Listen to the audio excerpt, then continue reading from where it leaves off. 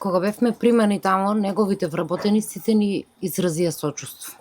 Значи, за вработените свака час. Премиеро дојде и се поздрави со нас како да сме здраво како си. На некои од родителите не подадени рак, само го кацна по рамото на Ирена исто. Само кацна по рамото, седи си. Ние очекувавме, бидејќи нашето здружение, што го имаме оформено, испративме барање до премиеро, до председател на собрание и до председателката. И очекувавме кој ќе отидеме кај него, да ни даде он одговор на нашите барања, што сме ги поставиле.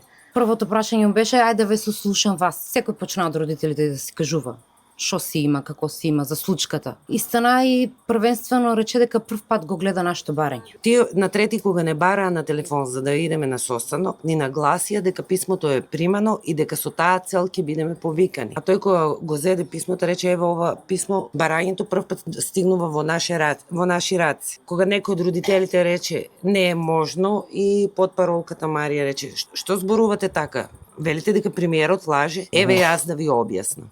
Значи вака, овде има процедура. Таа го бранеше премиерот. Да. Значи на трети стигна барањето, на четврти јас видов дека барањето се однесува на повеќе институции, како Министерство за здравство, Фонд за ПИОМ и така натаму, и јас ги препратив вашите точки кон тие институции.